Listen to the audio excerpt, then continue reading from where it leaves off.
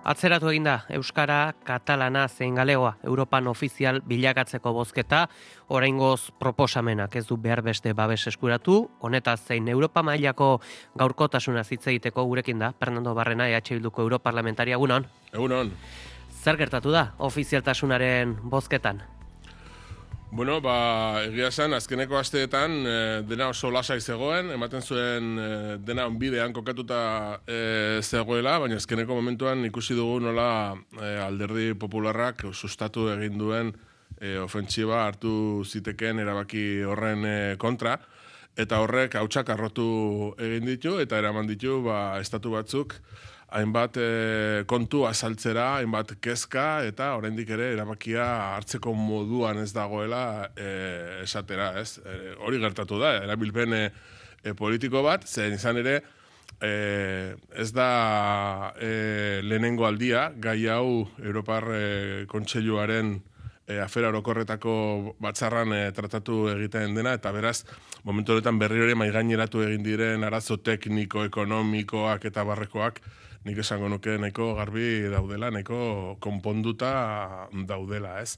Eta beraz, orain borondate politiko kontu bat da. Baina, bueno, nire ustez, herri horiek eta estatu horiek azaldu egin badute, oraindik ere ez daukatela garbi eta bar, bueno, goazen hori argitzera, eta denon artean, baina bereziki, Espainiako gobernuak egin behar duen lana da. Herri horiekin, estatu horietako ordezkariekin bildu, eta azaldu benetan, eskaerak duen sendotasuna, eskaerak duen oinarri legala, eta gainera garbi geratzea beraientzako ez duela inongo kalterik suposatzen inorentzat, eta arazo teknikoak guztiz konponduta daudela. Beraz, goazen bide horri ekitera, zen oraindik ere falta da Poloniako presidentetzako azkeneko batzar bat ekainean, eta ekainean ez bada, uztailean Danimarka dator, eta Danimarkarekin egin beharko da, ez gaitezen urduri jarri. Ez dakit, arrazoietan ezezko horiek egoteko zuen artean, europarlamentarien artean aipatzen dituzue zer nolako argudio eta kontraargudioak dauden, demagun ezezko horietan, aipatzen dute batzuk, diru kontuen gatikan, beste batzuk, bestelako argudioak izan dituzte, zer aipatzen da ezezko horietan? Bueno, kezkak entzun ditugu desberdinak, ez? Batetik, kostoa, soltua izan daitekela, eta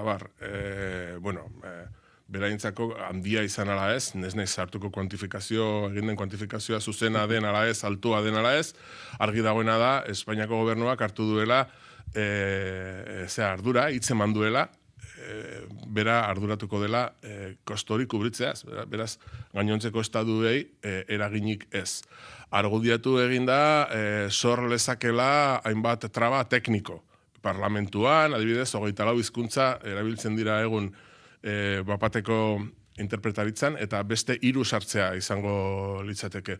Bueno, arazo tekniko bat suposatzen du, baina dagoen, momentu honetan Europako Parlamentuan manejatzen ari da, uste dut 12 bat hautagaitza berri Europar Batasunean sartzeko. Estatu horiek sartuko direnean, bakoitzak ekarriko du bere hizkuntza, eta zailtasun teknikoak ekarriko ditu, baina horregatik ez ditugu Europar Batasunean hartuko. Esan nahi dute, gaina dira, arazoa gaino zailtasun, gero eta zailagoa da, baina egin daiteke erraz asko, eta gainera, momentu honetan, adimen artifizialeko sistemak erabiltzena hasiak direnean, inkluso bateko itzulpenak eskaini ahal izateko. Beraz, arazo horiek gaindituta daude, eta hortik aurrera, esango nuke, inkluso posizio legala oso sendoa dela, eta bakarra dela, Europar Batasun osoan. Euskara, Katalana eta Galegoa, Estatu Espainoleko konstituzioan badaudelako, Estatu Espainola bera, Europar Batasunean sartu aurretik. Beraz, Espainia ja sartu zenean Europar Batasunean, bazi joan egoera legal batekin kontsolidatua hizkuntza hoien aitortzari begira, ez? Eta, gainera da, gobernu batek eskatzen duen gauza bat, eta gainera, beste batzutan ere argudiatu egin da, hiztun komunitate txikiak garela, eta badira momentu honetan ofizialak diren hizkuntzak atzean hizkuntz komunitate txikiagoak daukatenak momentu honetan. Malta izan daiteke, Irlanda izan daiteke, Suedia izan daiteke, katalanerarekin konparatzen baldin badugu, hiztun gutxiago daukate, beste asko badaude. Beraz, zen nahi dut, argumentu guztiak nik uste dut nahiko argi daudela, eman zaie irten bidea eta argipena, eta horren falta dana da bakarrik argi politiko berdea ematea, baina hor sartu egin da alderdi popularra derankaz gora jartzen. Eta zergatik? Bi arrazoiren gatik. Bata importantena dana da, hain zuzen, beraiek agerian utzi nahi izan dutelako zein den beraien benetako proiektu politikoa, alderdi popularrak, eta ez da gaurko berria, aspaldian dakigu, ez du sinisten aniztasunean, ez du sinisten multikulturalitatean, eta beraiek hobesten dute Europa monokolor bat, Europa monolitiko bat, non bakarrik estatuen klub bat dagoen, eta hizkuntz handita nagusiak erabili egiten diren, hori Euskal Herrian aski ongi dakigu, eta erabaki honen atzean horrela nabarmen utzi egin dute beraien posizioa. Baina gero bestetik, honek ere erakusten du gero eta maizago gertatzen ari den gauza bat Europako Parlamentuan, eta dagoela alderdi popularraren erabateko ofentsiba Madrileko Sánchezen gobernuaren kontra, eta Europar instituzioak etengabe erabiltzen ari diren borroka domestiko horiek bertan planteatzeko, ez? Eta, Europa osoko diputatuak hor dabiltza begi zabalik gai guztiak erabiliak izaten ari direlako ofentsiba horren baitan, eta esan behar dut, nik behintzat hori da inguruan ikusten dudana, diputatu gero eta gehiago nazkatuta agertzen direla erabilpen itxusi horrekin. Aurre ikusten da, beste bozketa bat ere helduko dela, eta hor, bozketa horretan, hau batez aipatzen baldin baute, erabakitzen baldin baute Euskara bezala Katalana eta Galegoa ofizial bihurtzea, hori gertatzen baldin bada, zeintzuk izango dira ondoriak? Nik uste dut horrelako erabakia hartzeak suposatuko lukela Euskarari ematea babes bat, orain arte eduki ez duena, eta ez dezaguna ahaztu, Euskara katalanera edo galegoaz hitz egiten ari garenean, hitz egiten ari garela, oraindik ere etorkizuna bermatuta ez daukaten 3 hizkuntzataz, eta arrisku nabarmenak pairatzen dituzten hizkuntzak direla, ez?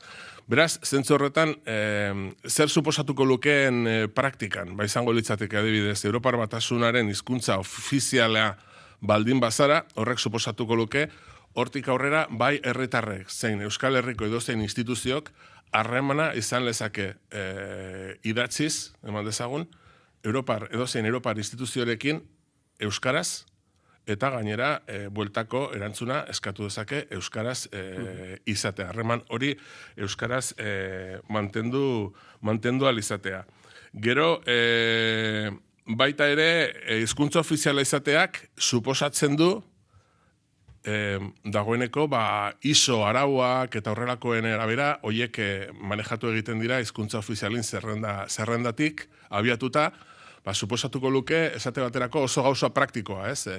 Erosiko genuke altzari bat eta montatzeko instrukzioak euskaraz agertu beharko lirateke ere bai Europar Batasuneko gainontzeko hizkuntzekin batera.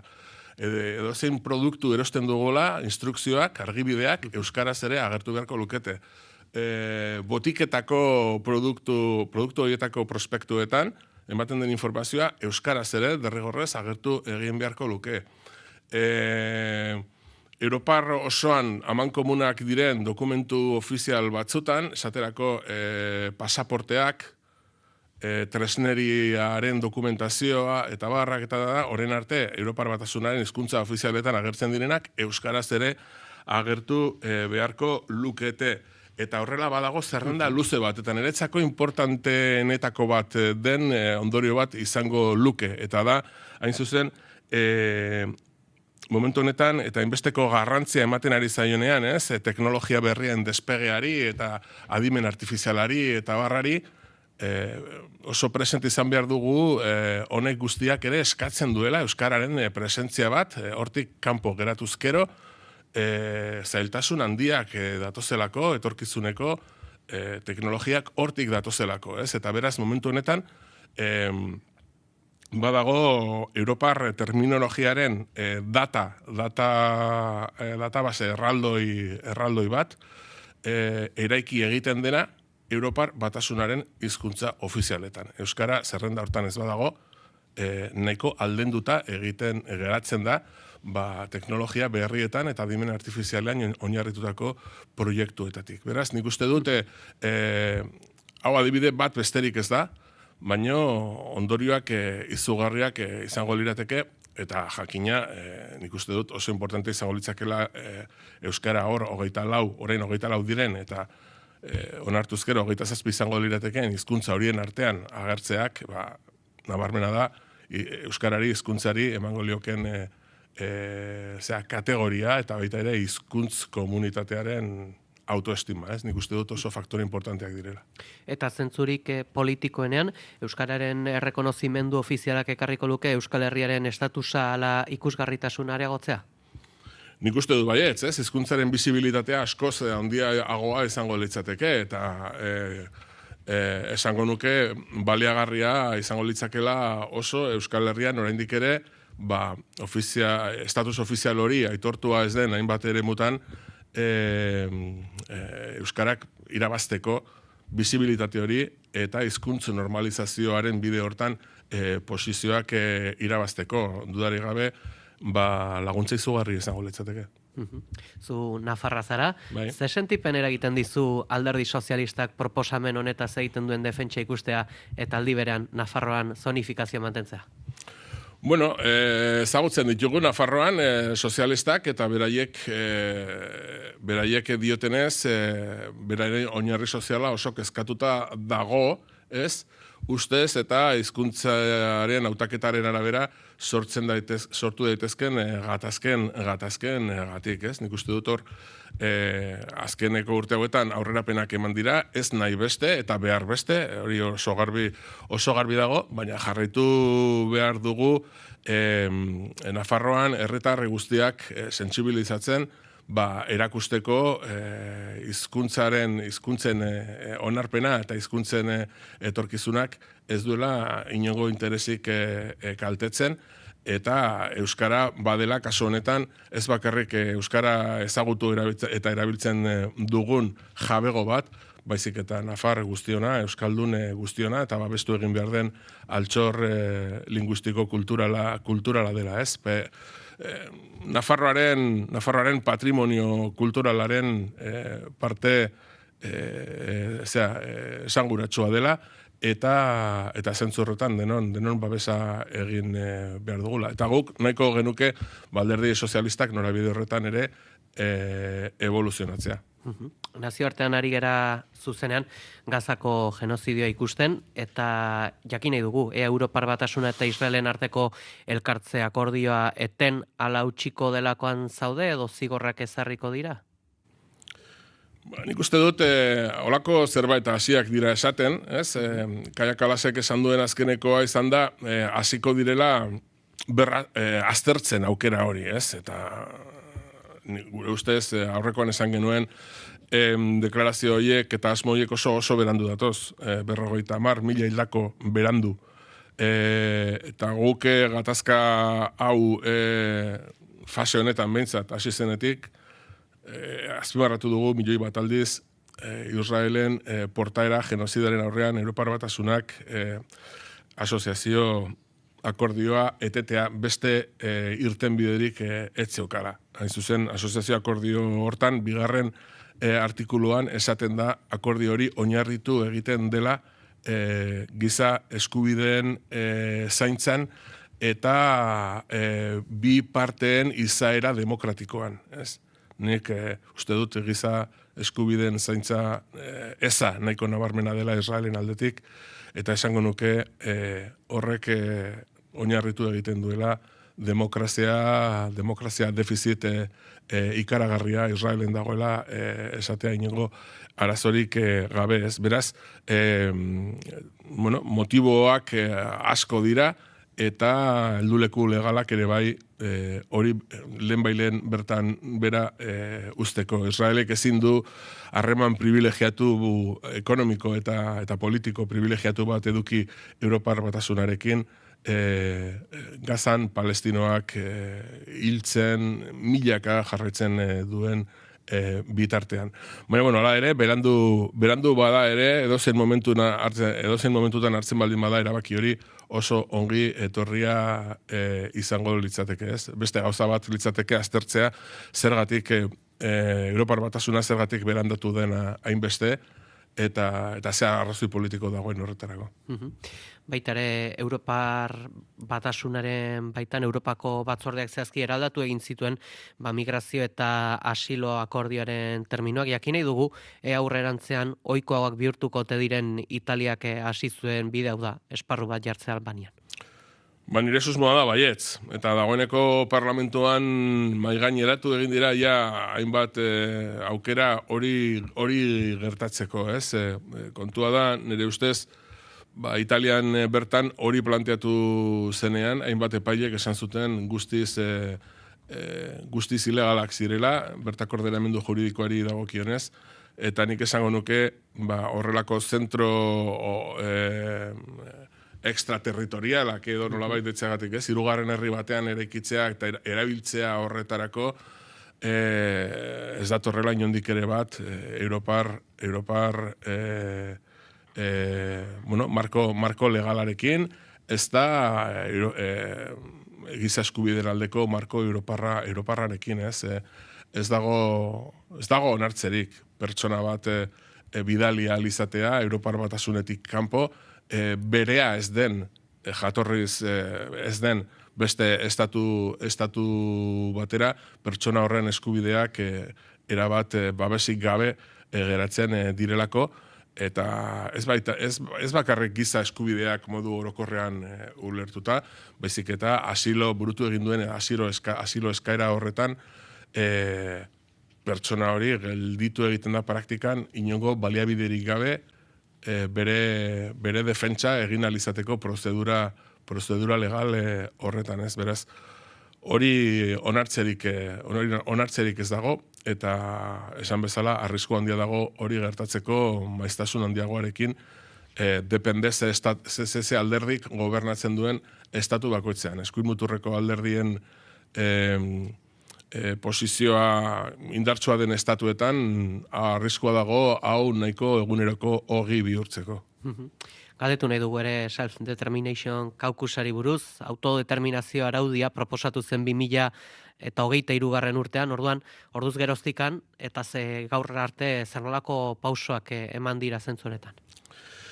Bueno, hori zirriborratu genuenean eta aurkeztu genuenean, aukera izan genuen Europar Batasuneko hainbat agintarirekin bilkurak lortu eta aurkezteko eta esplikatzeko zer ari ginen esaten, eta baita ere Europaren etorkizunari buruzko konferentzian lortu genuen, aurkeztu genuen proposamen hortan oinarrituta, autodeterminazio eskubidea izatea foro herritarretan gehien aipatu egin zuten beharretako bat izatea, ez? Bigarren aipatuena izan zen, eta beraz hor erakusten du badagoela kezka bat gaiaren inguruan. Momentu honetan erronka daukagu lan horri segida emateko, baina aitortu behar dut honetan eta beste hainbat gaitan ez dugula egokierarik onena aurkitzen momentu honetan dagoen nazioarteko egoeragatik, ez? Esaten dizudan bezala, ez honetan bakarrik, guk momentu honetan parlamentuan sensazioa daukagu nazioarteko egokiera berriak dena jaten duela, eta ez dagoela behar besteko arretarik eskaintzen, ez aiola eskaintzen garrantzi handiko hainbat gairi pasatu direnak izatera bigarren o hirugarren mailako gaiak Europar instituzioetan, ez? Eta bueno, hori horrela da, baina hala ere guk asmoa daukagu gaiari heltzeko, ez bakarrik interes politiko partikularragatik, baizik eta jarritzen dugulako pentsatzen autodeterminazio eskubidearen aldarrikapena dala momentu honetan bakearen kontzeptuari egindakioken aportaziorik sendoena. Bad izango era gertatzen denaz. Fernando Barrena EH Bilduko europarlamentaria, eskerrik asko gizonetan gurean izategatik. Eskerrik asko zuei.